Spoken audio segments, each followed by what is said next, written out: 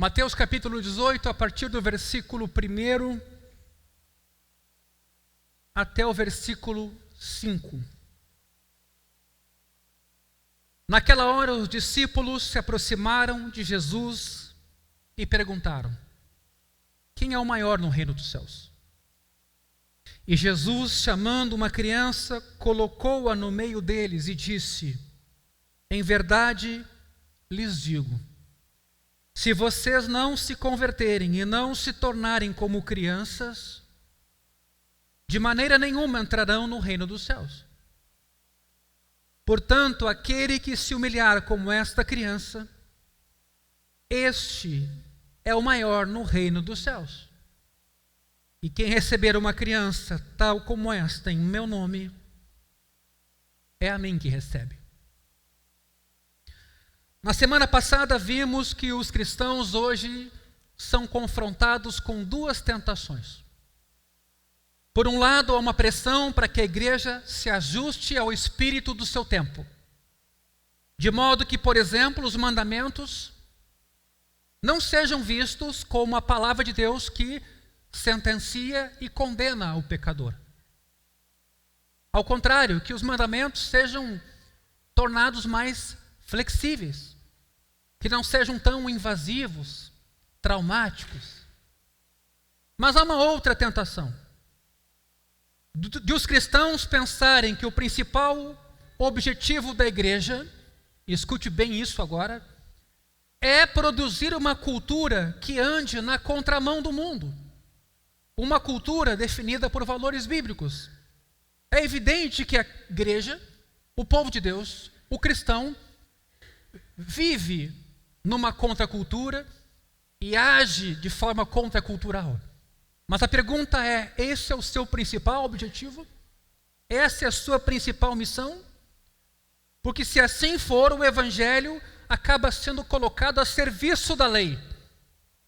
Ou seja, o evangelho se torna um meio para bons costumes, para boa moral. E não mais o evangelho é a palavra de Deus que perdoa pecados. Escute bem isso, porque isso é fundamental. É evidente que quando o evangelho nos visita, a gente é transformado e é habilitado a uma nova moral. Mas antes disso a gente é perdoado, resgatado, redimido e comprado pelo sangue do Cordeiro. Então é muito comum que o evangelho em alguns lugares virou sinônimo de moralismo. Ou como muitas vezes se diz, o evangelho foi alçado a um novo Moisés. Quando então ele passa a ser apenas princípio de comportamento. A única mudança, porém, vimos na semana passada, é que a lei pode praticar em alguém é a morte. Romanos capítulo 7. Quando Paulo se deparou com o mandamento não cobiçarás e viu que cobiçava, ele disse: a lei me matou, revelou quem eu sou. A lei fecha os caminhos que o pecador usaria para tentar escapar de Deus. Ela enquadra o ser humano. O decálogo, os 10 mandamentos, em algum momento vai te pegar, vai te enquadrar, vai te mostrar pecador. Se não é nas ações, é nos desejos. Ou seja, quando a lei não aponta para Cristo como meu Salvador, e a lei se torna um fim em si mesma, ela vira moralismo e ela pesa. Ela condena. Ela sobrecarrega. Romanos capítulo 10, versículo 4, Paulo escreveu: o fim da lei é Cristo. A lei aponta para Cristo. A lei faz um trabalho de diagnóstico para nos levar para Cristo. A lei não tem um fim em si mesma. Nunca esqueça isso. Porque se a lei tem um fim em si mesma, ela vai levar ao orgulho. Por quê? Porque a gente vai achar que pratica ela, que cumpre toda ela como jovem rico. Tudo isso tenho observado, o que me falta ainda? Jesus teve que mostrar para ele que ele não era tão bom assim. Mas há uma segunda coisa que a lei faz quando ela é encarada como um fim em si mesma. Ela leva ao desespero, porque ao mostrar que a gente é pecador, ela acaba com qualquer esperança. Desventurado o homem que sou. Lembra lá Paulo dizendo em Romanos 7? Quem me livrará do corpo desta morte? Mas, meus irmãos, examinando as Escrituras, e agora entrando mais especificamente nesse tópico de lei e evangelho, começado na semana passada. Aliás, a mensagem da semana passada você pode pegar no nosso canal do YouTube. Vemos que Deus fala aos seres humanos de duas formas diferentes. As Escrituras identificam essa dupla forma de falar como lei e evangelho. Robert Schulz escreveu assim: no final do século XVIII, a teologia ortodoxa luterana estava engajada nos últimos estágios de uma batalha perdida contra o racionalismo e o pietismo. Já vou explicar isso aqui. O pastor Walter havia experimentado essa batalha em primeira mão quando estudante universitário na Alemanha, onde foi exposto aos ensinamentos do racionalismo e do pietismo. Esses dois movimentos poderosos na época não favoreceram uma boa distinção entre lei e evangelho. Isso vem de lá, deixando as pessoas inseguras sobre a sua situação diante de Deus, porque é disso que se está a falar aqui, e aliás a ceia vai lidar exatamente com isso. O que fazia o racionalismo? Reduzia a lei de Deus a preceitos morais capazes de serem cumpridos pelo próprio ser humano, com auxílio da sua própria sabedoria. O racionalismo não dava espaço para um Salvador que cumpriria a lei em nosso lugar, por sua vida obediente e sua morte sacrificial, mas, ao contrário, dava ênfase aos esforços humanos para se santificar, para melhorar de vida. Ao sujeitar as Escrituras ao julgamento da razão humana, porque era o que o racionalismo fazia, o evangelho bíblico acabou sendo rejeitado como obsoleto. Se a palavra de Deus não for confiável, o pecador ficará à mercê dos seus próprios esforços para levar uma vida decente, no sentido moral. E a ética se tornará a principal doutrina do cristianismo. Ou seja, a ênfase toda era no que o ser humano podia fazer, e não nessa surpresa do evangelho, que é a boa nova de Deus, de que mesmo sendo pecadores, Deus nos salvou pecadores por seus méritos.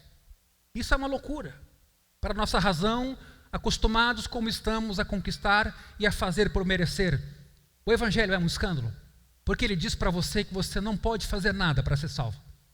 Ele é ofensivo. Ele de fato é uma pedra na qual você tropeça, porque ele reduz você a uma incapacidade total, seja por aquilo que faz ou por aquilo que é. E você só tem a alternativa de ser resgatado por alguém outro, chamado Jesus. Mas havia um outro movimento na época chamado de pietismo, e alguns de nós conhecemos esse movimento, que focava na experiência subjetiva do crente, dirigindo para o testemunho de suas próprias emoções. Aliás, muita atenção com isso aqui. Essa semana eu vi uma jovem missionária, ela é bem conhecida, tem muitos seguidores. Ela evangelizou e evangelizava em muitos países por aí afora do amor de Deus.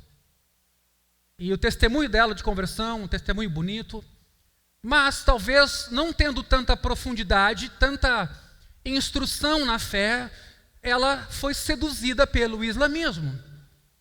E ela se converteu, entre aspas, ao islamismo e hoje testemunha a respeito disso.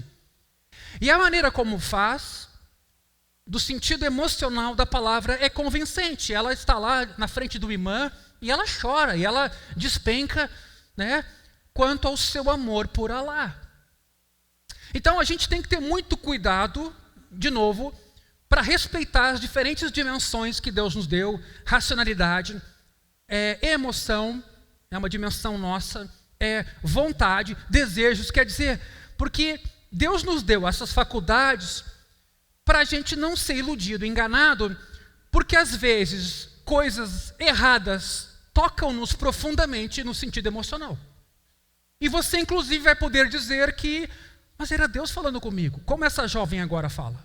Agora eu descobri a verdadeira religião, agora eu descobri o meu verdadeiro Deus, é Alá, e não o cristianismo. Então, o testemunho do Espírito Santo, que a gente usa muito para falar do que Deus fez conosco, ele é acompanhado também da doutrina cristã, da racionalidade cristã e de outras faculdades nossas que Deus nos deu para a gente não ser, por causa da emoção, levado para um caminho que pode ser muito convincente no sentido emocional.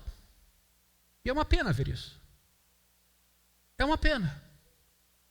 Como isso hoje acontece. Então, esse movimento tinha um enfoque um pouco maior na experiência subjetiva, dirigindo o crente para o testemunho das suas emoções. Mas a gente sabe como as nossas emoções oscilam, como elas variam. Um dia a gente sente que Deus nos ama, outro dia a gente sente que Deus não nos ama.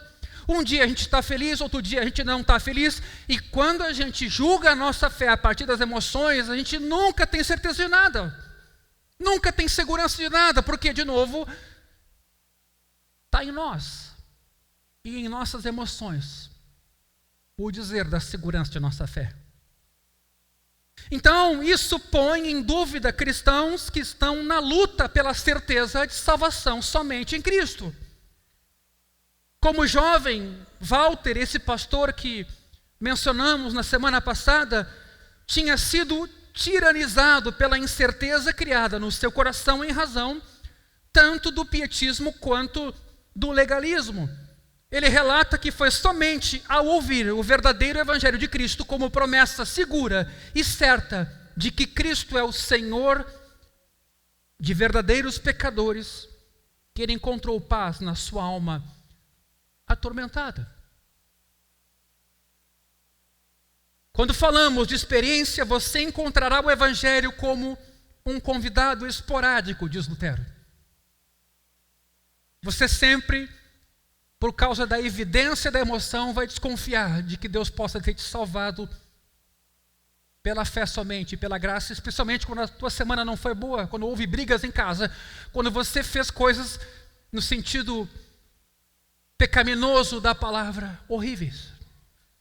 Você terá dificuldade para acreditar que você vai ser salvo. Porque, de novo, o elemento validador da tua salvação está em tuas emoções, em teu coração enganoso. E não pode estar ali. Está na palavra de Deus, que nos anuncia que somos salvos pela fé e pela graça somente. Então, por isso, Lutero diz, quando a gente fala de experiência, o evangelho vai ser um convidado esporádico. A gente precisa ser lembrado de novo de que a boa nova é para pecadores, porque senão a gente tem a tendência, na inércia, de funcionar em cima do que a gente faz. E quando a semana não foi boa, a gente pensa que Deus não nos ama. Pensa que não está salvo. Porém, a lei é o convidado constante em nossa consciência. A lei é a martelar, você é indigno, tua semana não foi boa, você errou de novo, você não é capaz, isso aqui não é para ti. E ela vem com esse peso de julgamento. O pastor Walter, então, demonstra como a lei de Deus é diferente do evangelho em alguns aspectos. Preste atenção. Primeiro, na forma como lei e evangelho são revelados na Bíblia. Segundo, o conteúdo é diferente. Terceiro, na maneira como lei e evangelho ameaçam ou fazem promessas. Quarto, nos efeitos que lei e evangelho têm e no que diz respeito também às pessoas a quem devemos pregar. Ele vai mostrar que a lei de Deus não é o caminho para a salvação. A lei de Deus acabará por mostrar nossa incapacidade. Mas é a palavra de Deus que revela a ira divina sobre o pecado e ameaça os pecadores que não se arrependem. Essa é a lei. Enquanto a lei de Deus promete vida para aqueles que guardam a lei e ameaça com punição os que quebram a lei não tem poder para transformar uma pessoa em justa aos olhos de Deus. Tente, se esforce, se dedique, leia a Bíblia e tente cumpri-la com todo o rigor, com todo o zelo, com toda a dedicação. Faça o que Paulo tentou fazer. Quando disse que era avantajado no farisaísmo, irrepreensível na lei, dentro do que na época ele conseguia alcançar. Um conjunto de 613 princípios que os judeus constituíram para proteger a sua suposta fé, para que não houvesse transgressão e houvesse certeza de salvação. Mas pergunte como eles estavam no coração. Pergunte por que eles obedeciam. Pergunte o que Deus achava, como relatou através do profeta: esse povo me honra com os lábios, mas o coração está longe. Então a lei e o evangelho atuam de formas diferentes. Isso ficará mais claro em seguida. É somente o evangelho que declara pecadores como sendo justos.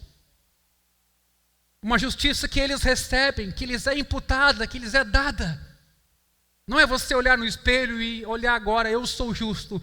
Mas aos olhos de Deus, por meio de Cristo, você é visto como justo. Não por causa da sua moralidade ou boas intenções. E aqui temos um problema, porque muita gente ainda hoje, crente, pensa que a sua relação com Deus é medida no que Ele faz. Muitos de nós, e é a tentação de cada um de nós, julgar Deus e nossa fé em cima do que a gente faz. Não é por causa da moralidade ou boas intenções, mas é por causa da obra de Cristo. Cristo, que cumpriu a lei, sofreu sob a condenação dela em nosso lugar e ressuscitou dos mortos para nos redimir. Essa correta distinção, meus irmãos, é fundamental para que os pecadores quebrantados possam vir a conhecer e confiar na palavra definitiva de boas novas. O que nós estamos fazendo com a ceia agora, com pão, com vinho? O que nós fazemos quando anunciamos o evangelho? Nós anunciamos verbalmente ou dramaticamente com os elementos que não importa o quanto você tenha pecado e o quanto é pecador, Jesus na cruz salvou você.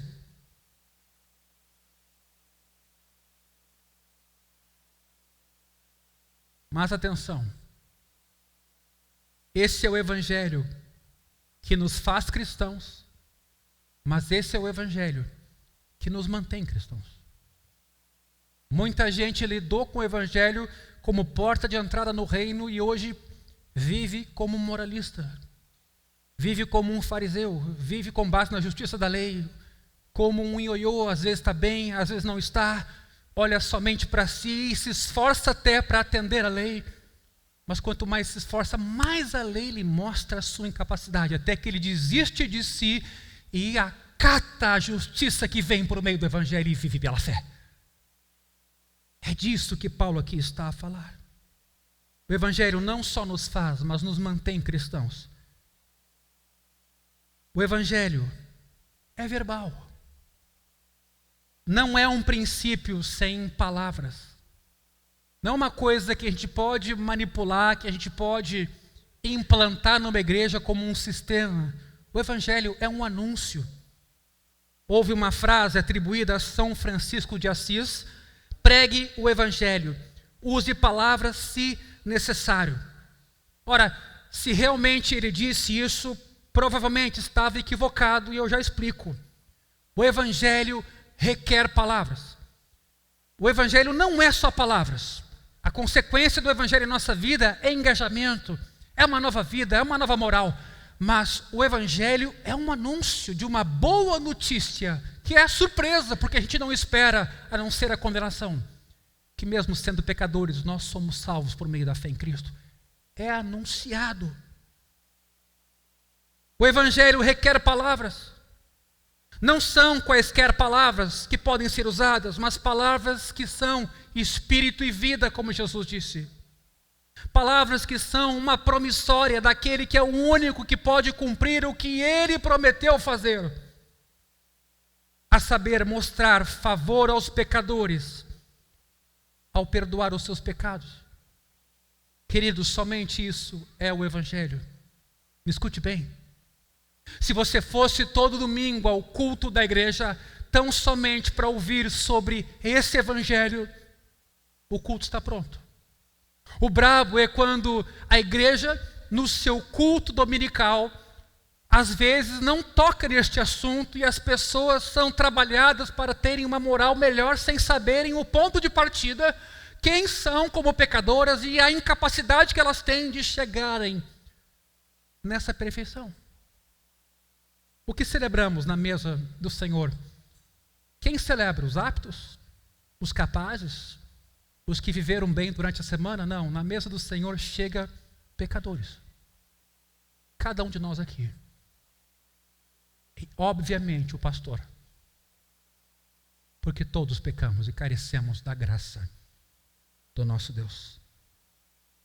As palavras que Jesus profere de salvação, Ele se compromete com elas. Ele é aquele que de fato se comprometeu naquilo que fez e naquilo que prometeu. Esse evangelho, diz Lutero, não é uma coleção de livros, de leis e mandamentos, porque a gente também tem a palavra evangelho sendo usada para o evangelho de Mateus, Marcos, Lucas e João. Mas nesse sentido, o evangelho é a narrativa. Mas evangelho, no sentido bíblico próprio, é boa nova de grande salvação. Foi o que os anjos anunciaram aos pastores na vigília da noite. Vos trago boa nova de grande alegria, que será para todo o povo. Hoje nasceu na cidade de Davi o Salvador, que é Cristo o Senhor. Isso é evangelho e nada mais.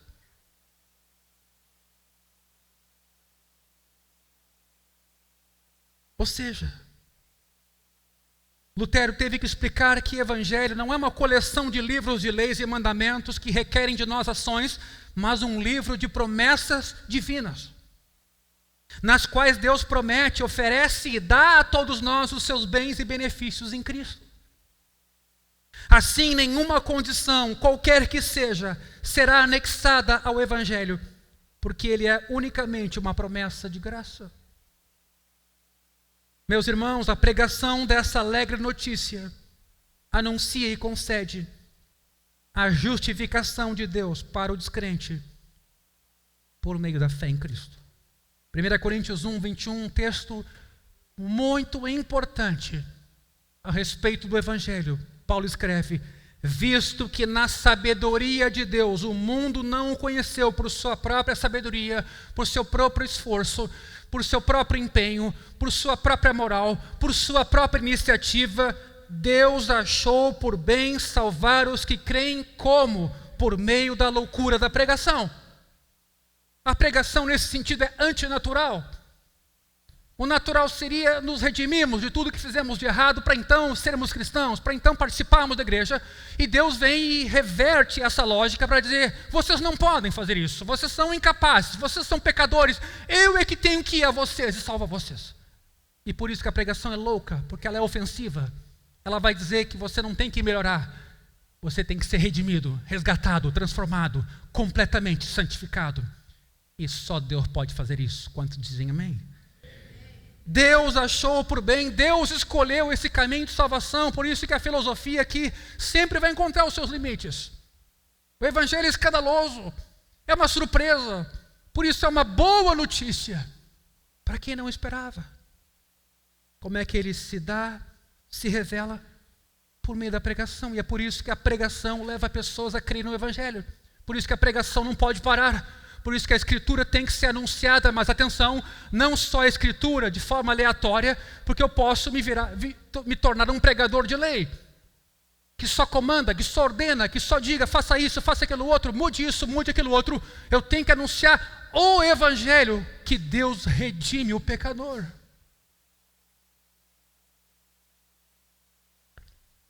Para Jesus não ser um novo Moisés. Distinguir lei de evangelho não é algo que fazemos de forma natural. Há uma advertência aqui de Hans Joachim Wand, que inclusive é o autor, teólogo de uma frase que postamos nessa semana. Ele diz assim: uma igreja evangélica que encara o ensinamento da justiça da fé como uma coisa auto-evidente, simples, que está dada, que a gente já entendeu, e que então não deveríamos nos aprofundar nesse assunto, acaba se preocupando com coisas menos importantes. Preste bem atenção, porque isso aqui diz muito de quem somos e do que a igreja tem se tornado. Quando a gente deixa de entender o lugar do evangelho na vida da igreja, a gente acaba se preocupando com coisas que não são importantes. Essa igreja vai se tornar cada vez mais fragmentada e desgastada. Uns vão cobrar atitudes dos outros. Se tirarmos o artigo da justificação da fé, por meio da fé, fora do centro do nosso viver como igreja, muito em breve não saberemos por que somos cristãos ou por que deveríamos permanecer sendo. Como resultado, vamos lutar até pela unidade da igreja e vamos sacrificar o evangelho. O ideal do ecumenismo vai ser o grande ideal a nos iluminar. Teremos mais confiança na organização da igreja e no governo da igreja, e vamos prometer mais com base na reforma da autoridade cristã e até no treinamento da igreja, do que tudo isso pode entregar.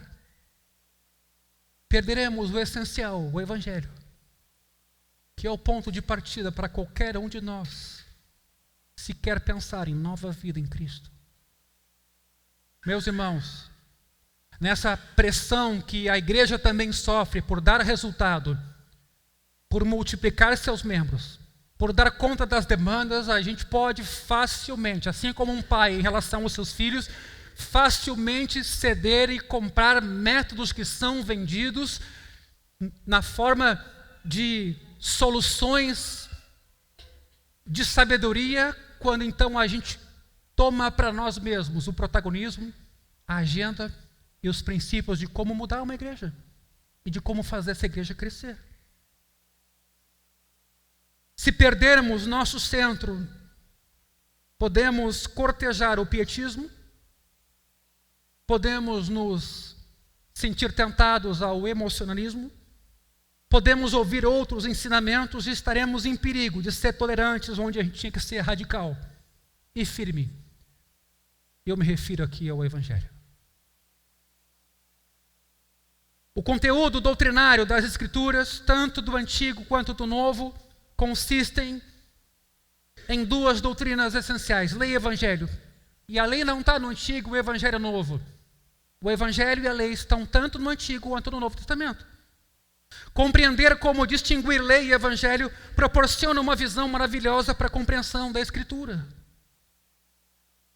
Aliás, eu diria que sem essa compreensão do papel da lei e do evangelho, o evangelho e a lei se comprometem. E a Bíblia se torna um livro fechado. Os críticos do cristianismo têm muito a criticar e têm procurado desacreditar a fé, tentando, por exemplo, falar de contradições entre os autores bíblicos. Isso é muito comum. Hoje, no movimento progressista, é muito comum a gente ouvir pessoas dizendo Jesus era uma coisa, Paulo era outra, e que hoje a gente tem que seguir Jesus. No entanto, eles não viram a diferença legítima dentro das Escrituras. Deus fala de duas formas: uma palavra de lei que ameaça pecadores, que traz ira, morte e condenação, mas uma palavra de evangelho que promete graça ao pecador indigno, concede perdão dos pecados e dá vida e salvação. A distinção entre essas duas palavras tem o seu melhor resumo em Romanos capítulo 3, versículo 20 a 25. Leia comigo. Porque ninguém será justificado diante de Deus por obras da lei. Escute bem essa palavra aqui de Paulo. Pois pela lei vem o quê? O pleno conhecimento do pecado. Quanto mais zeloso você for, mais dedicado for, mais insistente for em ter uma boa moral, mais você vai se conhecer como um cara ruim. O senhor está dizendo que então a gente não tem que ser transformado? Não, é outra história, isso é consequência. Mas tem pessoas que começam a sua caminhada a partir dos seus esforços e iniciativas. Versículo 21, mas agora, sem lei, a justiça de Deus se manifestou, sendo testemunhada pela lei e pelos profetas. É a justiça de Deus, qual? Mediante a fé em Cristo Jesus, para todos e sobre todos os que creem. Pois não há distinção, pois todos pecaram e carecem da glória de Deus. É claro que aqui em Romanos, Paulo está lidando com os judeus e gentios. Ele está tendo que explicar que os gentios não têm vantagem, nem os judeus têm vantagem. Todos são pecadores. Versículo 24. Sendo justificados gratuitamente por sua graça, mediante a redenção que há em Cristo, a quem Deus apresentou como propiciação no seu sangue mediante a fé. Meus irmãos, a pureza da proclamação do Evangelho é preservada na distinção entre lei aqui e Evangelho. O erro de não distinguir lei e Evangelho significa o abandono do Evangelho, permanecendo somente a lei. Essa é a nossa grande tendência. Também quando a lei não é distinguida do Evangelho, mas se apresenta como sendo o Evangelho, ela não é mais devidamente reconhecida como lei, que condena, que enquadra. Quando lei e Evangelho são equivocadamente distinguidos, ambos são enfraquecidos. Separada da lei, o Evangelho é absorvido para dentro de uma ideologia de tolerância na qual a indiscriminação é equiparada à graça. Essa é uma tendência do progressismo teológico do nosso tempo. Quer dizer, o Evangelho é visto só como notícia, e até aqui está bem, mas a lei perdeu o seu lugar de condenar, apontar, enquadrar.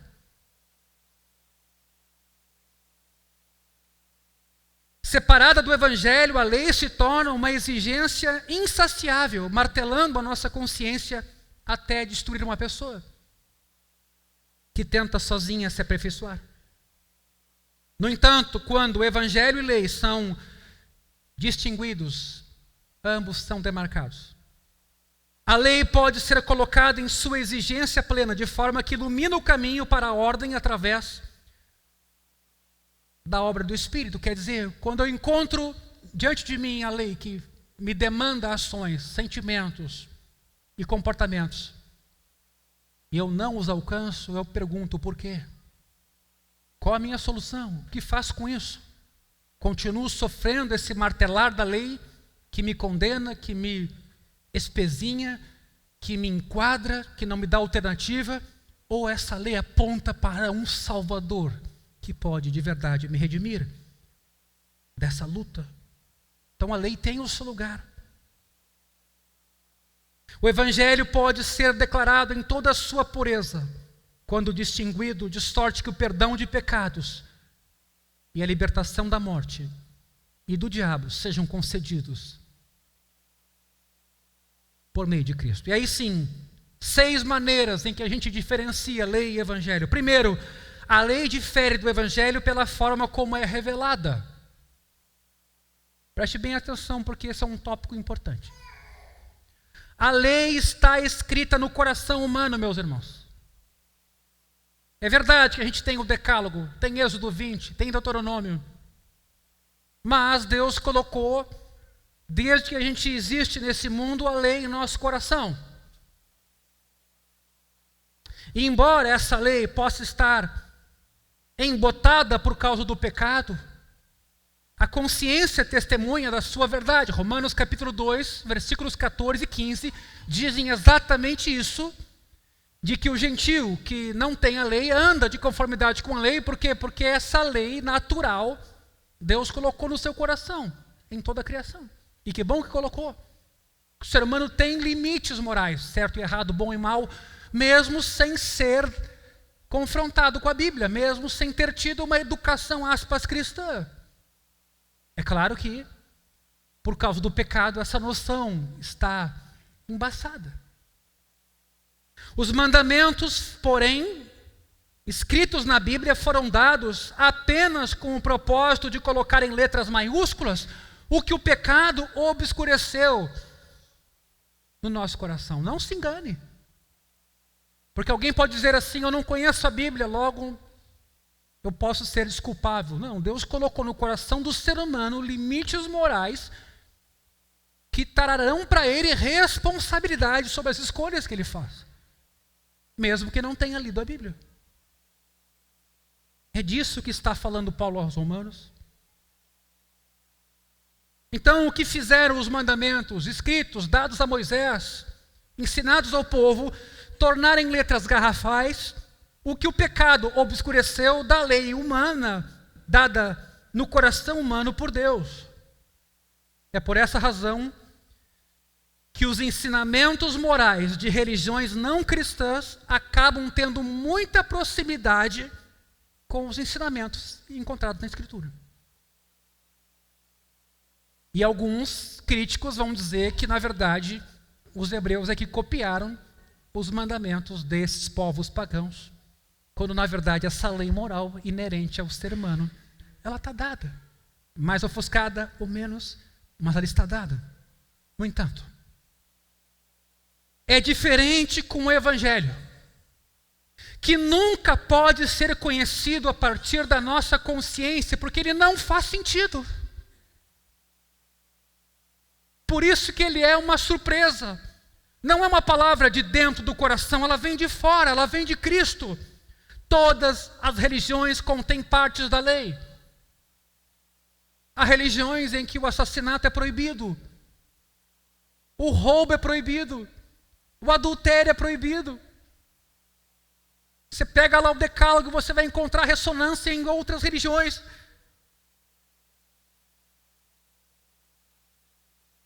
Todas as religiões contêm partes da lei. Na verdade, alguns pagãos, através do seu conhecimento da lei, avançaram tanto a ponto de perceber que as suas almas precisam ser limpas. A lei, nessas religiões pagãs, ajudou de certa maneira, porque é reflexo da lei moral de Deus, a esses caras perceberem que algo não está bem. Daí o sacrifício. Não se engane, isso não é só assunto do nosso ambiente hebreu ou cristão.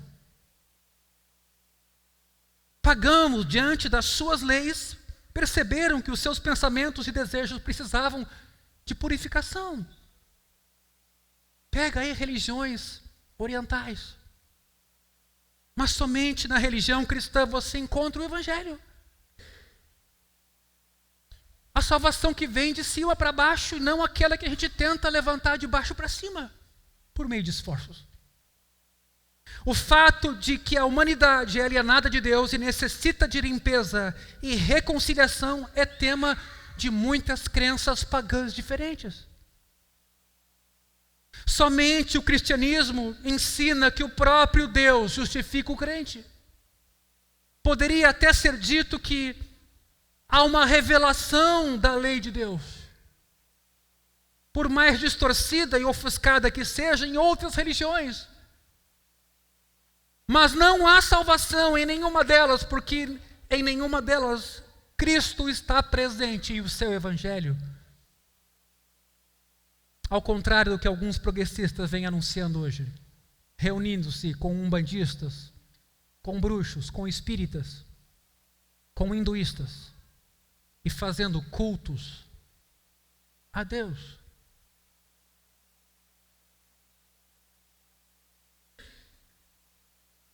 Nesse sentido, queridos, poderíamos concordar que a distinção entre revelação e salvação é fundamental para uma teologia cristã das religiões que esteja bem embasada.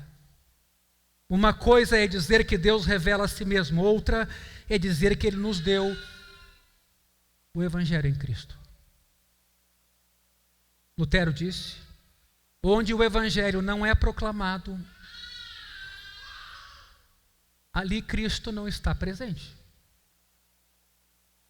Pelo menos não como Salvador. Sem o Evangelho não há fé em Cristo. Sem Cristo não há salvação do pecado, da morte e do diabo. A segunda maneira em que lei e Evangelho são distinguidos é com relação ao conteúdo. A lei exige, nos diz o que devemos fazer, mas é impotente para nos redimir das exigências. A lei mostra ao homem o que ele deve fazer, não o que ele pode fazer. A lei mostra o que ele deve fazer, não o que ele pode fazer. A lei fala de nossas obras, sempre mostrando que até as melhores delas estão contaminadas com as impressões digitais do pecado e, portanto, não são suficientes para nos salvar. Mas atenção, a palavra evangelho não contém exigências, mas somente a dádiva da graça e verdade de Deus em Cristo. Não tem nada a dizer a respeito de obras de realização humana e tem tudo a dizer sobre misericórdia de Deus para com pecadores. A lei nos diz o que devemos fazer, o Evangelho não tem essa instrução. O Evangelho nos revela o que Deus está fazendo. A lei fala das obras, o Evangelho fala das grandiosas obras de Deus. É nesse sentido que Lutero então vai dizer, e os seus discípulos, que ou o artigo da justificação por fé e graça se mantém e a igreja fica de pé, ou ele é derrubado e com ele a igreja cai. Meus irmãos, tem muita coisa em termos de prática, de sabedoria, de gestão de uma comunidade, de talentos, inclusive, que Deus dá a todos os seres humanos para ajudar uma comunidade no seu convívio social, que são importantes. Mas o que nos distingue de qualquer outra comunidade, e não digo isso porque nos sentimos melhores, porque não somos, o que distingue a igreja como um lugar diferente de um partido político, de uma fraternidade, de um clube de escoteiros, de um lugar para termos amigos, é que Deus resolveu nos salvar por meio do seu Filho e nos reconciliar por iniciativa dele com ele mesmo,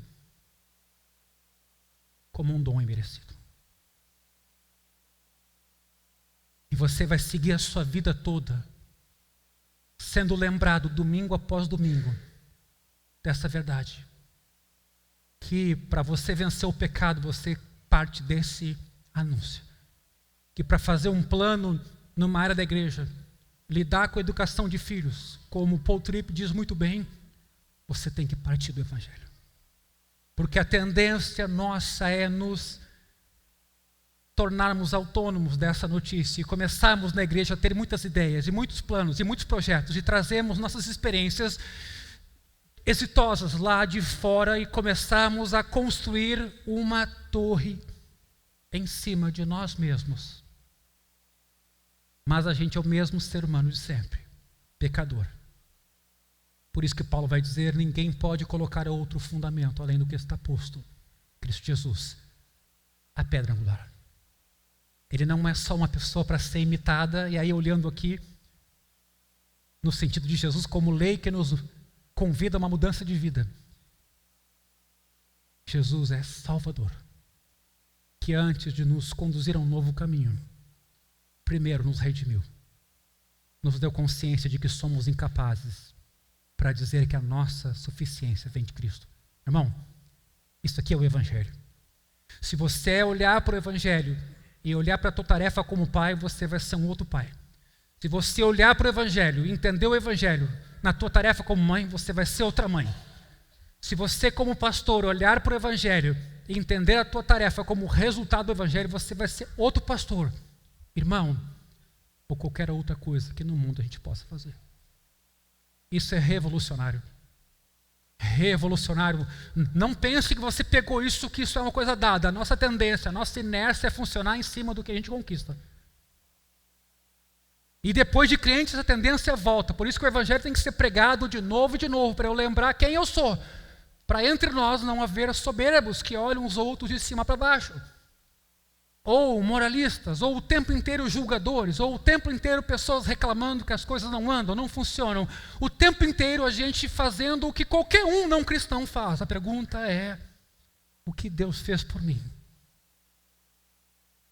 Considerando o que Deus fez por mim, eu sou habilitado, diante de tamanho amor e tamanha graça, a uma nova vida e a um novo comportamento. Ah, pastor, agora eu entendi. Domingo que vem você vai ter esquecido isso. Na quarta-feira você vai ter esquecido isso. Sabe por quê? Porque você vai pecar, você vai falhar e você vai desanimar. Ou você vai ver coisas na igreja que vão desanimar você. E aí de novo você vai olhar para quem? Para a sua incapacidade, para a incapacidade dos outros, para os problemas. E você vai esquecer que é Cristo quem te redime. Que você é tão ruim quanto os outros. Que você é um fariseu, porque você consegue olhar o cisco no olho do irmão, um negocinho pequenininho, e não consegue encontrar a trave que está no teu. Isso é ser evangélico. Ser evangélico, essencialmente, não é ficar lutando contra a Maria, tá? Ou contra credo apostólico, ou contra outras coisas que eu chamo boi-piranha. Sabe? Todo mundo se joga naquilo ali. Ai, na escola agora vão celebrar o Halloween. Coitado do meu filho. Ou na escola agora, sabe, vai ter a festa de São João. Puxa, olha só o meu filho. Gente, ensine o teu filho em casa. Viva o evangelho em casa. Ensine o teu filho a se deixar cuidar por Jesus. E o teu filho nessas horas vai saber o que fazer e o que responder. Mas se o seu filho é um filho controlado, que não aprendeu, não tem experiência do evangelho, você pode botar todo o aparato de controle sobre ele. A primeira oportunidade que ele tiver, que tu der as costas, ele vai continuar sendo quem ele é. Um pecador que não conheceu, talvez, a graça de Cristo. Por que eu citei esse texto de Mateus 18? Porque ali os discípulos estão debatendo sobre quem é o maior. Ali os discípulos estão olhando sobre o que eles podem fazer que dê a eles direito à direita ou à esquerda do trono de Jesus. Para onde eles estão olhando? E eles perguntam quem é o maior no reino dos céus. E Jesus faz o que, queridos? Chama uma criança, coloca a criança no meio deles. E o símbolo da criança aqui não tem nada a ver com ingenuidade, pureza. A situação da criança é de vulnerabilidade, de dependência. É como se Jesus estivesse dizendo, olhe para essa criança e olhe para a dependência dela junto aos seus pais, ou dos seus cuidadores, e assim se coloquem diante de mim, porque é assim que vocês são convidados a ser. Não ingênuos, não pessoas melhores do que os outros, porque são crianças. O sentido não é esse, o sentido é dependência. Jesus então diz, se vocês não se converterem e não se tornarem como crianças, de maneira nenhuma entrarão no reino dos céus. Veja o perigo de interpretar mal esse texto e a gente começar a fazer um esforço de virar inocente. Sim, Paulo também vai dizer para a gente ser puro, mas não é o tema aqui. O tema de Jesus aqui é bem esse. Não tenta te salvar.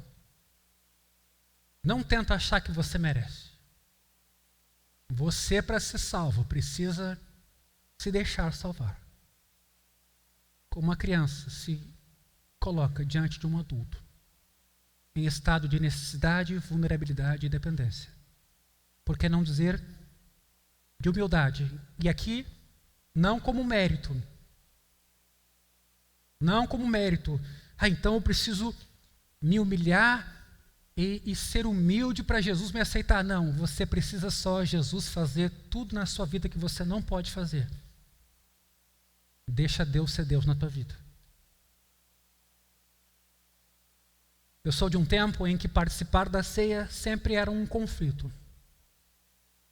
Participavam alguns e outros não, na medida da justiça, da moral e do comportamento durante a semana, ou dos sentimentos. E veja como isso é delicado, porque pode parecer uma atitude muito piedosa. Hoje eu não estou pronto para a ceia, não vou tomar. O que eu estou dizendo com isso? Os meus pecados são tão complicados e tão grandes que nem o sangue de Jesus e a obra da cruz podem lidar com ele. Mas parece uma sensação de piedade, né? Não estou pronto ainda. Eu estou dizendo que o que eu faço de errado não me qualifica para participar desse lugar privilegiado. Bom, se você está vivendo em pecado, deliberadamente, sem se arrepender, de fato, talvez a ceia não é o que você deve comer agora. Mas, se você tem a consciência de que é um pecador, eu espero que tenha, esse aqui é o teu único lugar. E esse lugar é de um dono. Mesa do Senhor, mesa de Jesus, para a qual nós somos convidados a participar. Porque ela representa a maior manifestação do Evangelho. O justo se dando pelos injustos, para nos conduzir a Deus, como seus filhos e como seu povo. O Senhor está dizendo então que a lei não terá um papel depois da vida do cristão? Terá. A igreja tem referências morais pelas quais se pautar.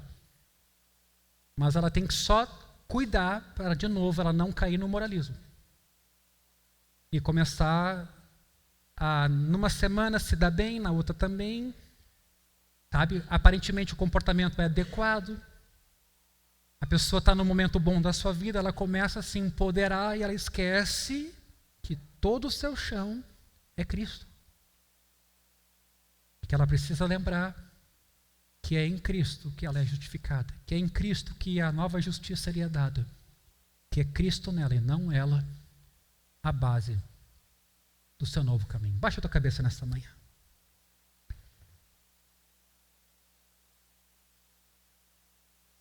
Senhor, nessa manhã, Tu és aquele que nos sonda, Tu és aquele que nos conhece, Tu és aquele que vê o escondido ao profundo.